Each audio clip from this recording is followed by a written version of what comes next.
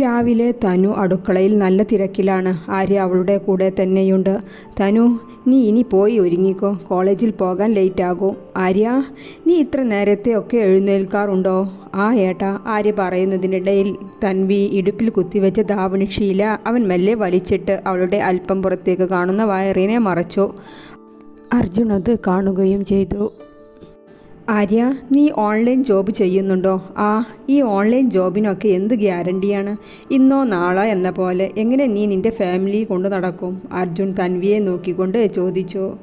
അതൊക്കെ ഞങ്ങൾ മാനേജ് ചെയ്യും, ആര്യ തൻവിയെ നോക്കി പറഞ്ഞു. തൻവി, നീ എന്തെടുക്കുക? ഇപ്പോഴും പ്രാതലായില്ലേ? സാവിത്രിയുടെ ശബ്ദം ഉയർന്നു കേൾക്കുന്നുണ്ട്.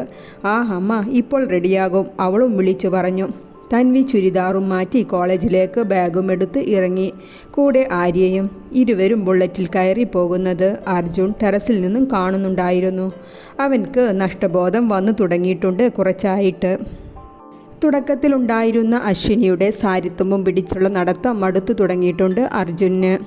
അശ്വിനി അവൻ അവളുടെ അടുത്തുനിന്ന് പോയത് മുതൽ അവനെ വിളിച്ചു കൊണ്ടിരിക്കുന്നുണ്ട്. എന്നാൽ അർജുൻ ഒരു കോള് പോലും എടുക്കുന്നില്ല. അശ്വിനി ആകെ ഭ്രാന്ത് പിടിച്ച അവസ്ഥയിലാണ്. ശരണ്യ ഇരുവരുടെയും ഫ്രണ്ടായ ജാൻവിയുമായി അർജുനെക്കുറിച്ച് സംസാരിച്ചത് അശ്വിനി കേൾക്കാൻ ഇടയായിരുന്നു. അർജുൻ അശ്വിനിയുടെ സ്വത്തും പണവും പൊസിഷനും കണ്ടിട്ടാണ് അവളെ വിവാഹം കഴിച്ചത്. വേറെ വല്ല സുന്ദരി പെണ്ണിനെയും കണ്ടാൽ അവൻ അവളുടെ പിറകെ പോകും എന്നൊക്കെ. അതുകൊണ്ട് തന്നെ അർജുൻ അശ്വിനിയെ ചെയ്യുമോ എന്ന് അശ്വിനിക്ക് ശങ്ക തുടങ്ങിയിട്ടുണ്ട്. അശ്വിനി രാവിലെ തന്നെ അവളുടെ ലഗേജുമായി അർജുൻ്റെ വീട്ടിൽ എത്തി. ഡോർ തുറന്നത് തൻവിയും. ഹായ് തൻവി. അവളെ കണ്ടതും അശ്വിനി അവളെ കെട്ടിപ്പിടിച്ചു.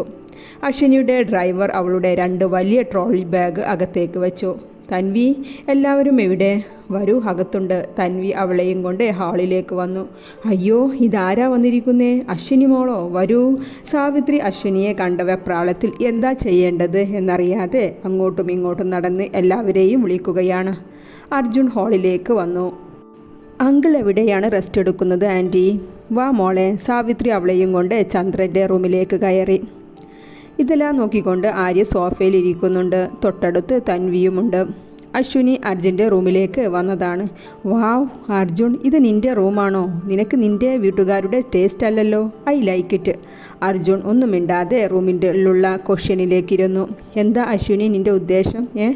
എന്താ അർജുൻ നീ പറഞ്ഞു വരുന്നത്? അല്ല, ഈ ലഗേജുമായി ഇവിടെ വന്നതിൻ്റെ ഉദ്ദേശം? അർജുൻ, നിനക്കറിയില്ലേ നീ ഇല്ലാതെ എനിക്ക് ജീവിക്കാൻ കഴിയില്ല എന്ന്? ഞാൻ അപ്പോഴത്തെ ദേഷ്യത്തിൽ അങ്ങനെ പറഞ്ഞു പോയതല്ലേ. സോറി അർജുൻ. നോക്ക് അശ്വിനി, എനിക്കും നീ ഇല്ലാതെ പറ്റില്ല. പക്ഷേ ഇവിടെ നിനക്ക് എങ്ങനെ അഡ്ജസ്റ്റ് ചെയ്യാൻ പറ്റും? അർജുൻ, നീ ഇവിടെ ജീവിക്കുന്നത് പോലെ ഞാൻ ഇവിടെ ജീവിക്കും. നോക്ക് അശ്വിനി, ഞാൻ ചെറുപ്പം മുതലേ ഇവിടെ ജീവിച്ച് വളർന്നതാണ്. നിനക്കതുപോലെ കഴിയുമെന്നില്ല. അർജുൻ, നീ എവിടെ ഉണ്ടോ ഞാനും നിൻ്റെ കൂടെ തന്നെ ജീവിക്കും. നീ ഇല്ലാതെ എനിക്ക് ജീവിക്കാൻ പറ്റില്ല. അശ്വിനി അവനെ തൊട്ടൊഴിഞ്ഞുകൊണ്ട് പറയുകയാണ്. അർജുൻ അസ്വസ്ഥതയോടെ എല്ലാം കേട്ടിരിക്കുന്നത്. അശ്വിനി വന്നതോടെ അടുക്കളയിൽ നിന്ന് ഇറങ്ങാൻ നേരമില്ല തൻവിക്ക്. അശ്വിനിക്ക് ഇഷ്ടമുള്ള വിഭവങ്ങൾ ഉണ്ടാക്കുന്ന തിരക്കിലാണ് സാവിത്രി. ദേ ആര്യ, എനിക്ക് വയ്യാണ്ടായിട്ടോ. ആദ്യം നിങ്ങളുടെ ഏട്ടൻ, ഇപ്പോൾ അയാളുടെ ഭാര്യയും. അമ്മക്കാണെങ്കിൽ എന്തുണ്ടാക്കിയാലും മതിയാവുന്നുമില്ല. എനിക്ക് വയ്യാട്ടോ. തൻവി വർക്ക് ചെയ്തുകൊണ്ടിരിക്കുന്ന ആര്യയുടെ അടുത്തേക്ക് വന്നിരുന്നു. എന്തേ എൻ്റെ ഭാര്യയ്ക്ക്? ആകെ ദേഷ്യത്തിലാണല്ലോ. അവൻ ചെയ്തുകൊണ്ടിരുന്ന പണി നിർത്തി ലാപ്ടോപ്പ് അടച്ചു വെച്ചു. തനു, എനിക്ക് ഇവിടെയുള്ള പോലെ അവകാശം ഏട്ടനുമില്ലേ? അതുപോലെ നിനക്കുള്ളതുപോലെ ഏട്ടത്തിക്കും. എൻ്റെ പെണ്ണ് ഒന്ന് ക്ഷമിക്ക്. കുറച്ച് കഴിഞ്ഞ് നമുക്ക് സ്വന്തമായിട്ടൊരു വീടുണ്ടാക്കണം. അതിലെൻ്റെ പെണ്ണും നമ്മുടെ കുഞ്ഞുങ്ങളുമായി ഹാപ്പിയായി ജീവിക്കണം.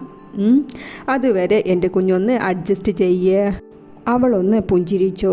ദേഷ്യം മാറിയോ? മാറി. എൻ്റെ ആര്യൻ്റെ അടുത്ത് എത്തിയാൽ എൻ്റെ ദേഷ്യമെല്ലാം പോകും. അത്രയും കൂൾ അല്ലേ എൻ്റെ ഈ ചെക്കൻ? അവൾ അവൻ്റെ നെറ്റിയിൽ നെറ്റി വെച്ചുകൊണ്ട് പറഞ്ഞു. തൻവി, അയ്യോ അമ്മ വിളിക്കുന്നു, ഞാൻ ചെല്ലട്ടെ. അവൾ വേഗം റൂമിന് പുറത്തേക്ക് നടന്നു. ആര്യ ഒരു പുഞ്ചിരിയോടെ അവളെ നോക്കിയിരുന്നു. അശ്വിനി റൂമിലൂടെ നടക്കുകയാണ്. അർജുൻ അവനെ തോണ്ടി വിളിച്ചു. എന്താ അശ്വിനി ഇത്ര നേരത്തെ എന്നെ വിളിച്ചത്? എന്തിനാണ്? എനിക്ക് കോഫി വേണം. നിനക്കറിയില്ലേ എഴുന്നേറ്റ ഉടനെ എനിക്ക് കോഫി വേണമെന്ന്? മെയ്ഡിനോട് പറയുക അർജുൻ കോഫി കൊണ്ടുവരാൻ. നോക്ക് അശ്വിനി, ഇവിടെ ഒരു മെയ്ഡ് മാത്രമേ ഉള്ളൂ. വീട് വൃത്തിയാക്കാനും മാത്രം ചെയ്യൂ. ബാക്കിയൊക്കെ അമ്മയാണ് നോക്കുന്നത്. ഇതുകൊണ്ടാണ് അശ്വിനി ഞാൻ പറഞ്ഞത് നീ തിരിച്ചു പോകൂ. ഞാൻ 2-3 ആഴ്ച കഴിഞ്ഞ് അങ്ങോട്ട് വരാമെന്ന്. ഓ വേണ്ടായേ, ഞാൻ തന്നെ കോഫി കിട്ടുമെന്നുള്ള വഴി നോക്കിക്കൊള്ളാം, അവൾ മുഖം വെട്ടിച്ചുകൊണ്ട് പറഞ്ഞു. നീ ഫ്രഷായി വാ, ഞാൻ എൻ്റെ കൈകൊണ്ട് അടിപൊളി കോഫി ഉണ്ടാക്കി കൊണ്ടുവരാം. ഓക്കെ, അർജുൻ അവളെ ചേർത്ത് പിടിച്ചുകൊണ്ട് പറഞ്ഞു. Okay dear, thanks. അശ്വിനിക്കും സന്തോഷമായി. ഓ നിന്നെ ഞാൻ ഇവിടെ തനിച്ചാക്കി പോകൂ, നിന്നെയും കൊണ്ടേ ഞാൻ പോകൂ. അർജുൻ റൂമിൽ നിന്ന് പോയതും അശ്വിനി കണ്ണാടിയിൽ നോക്കി അവനെ പുച്ഛിച്ചുകൊണ്ട് പറഞ്ഞു. താൻ തോന്നിയായ ആ ആര്യക്ക് കിട്ടിയതാണ് ഭാഗ്യം. എങ്ങനെ നടന്നവനാ, അവൻ്റെ ജീവിതമാണ് ജീവിതം. ഭാഗ്യമെന്ന് പറയുന്നത് ഇതാണ്.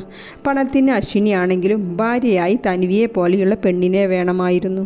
ഞാൻ ഇങ്ങനെ ആ മറുതയ്ക്ക് വേണ്ടി കോഫി ഉണ്ടാക്കിക്കൊണ്ട് അർജുൻ പല്ല് കടിച്ച് തൻ്റെ ദേഷ്യം മുഴുവൻ ആ കോഫിയിൽ തീർക്കുകയാണ്.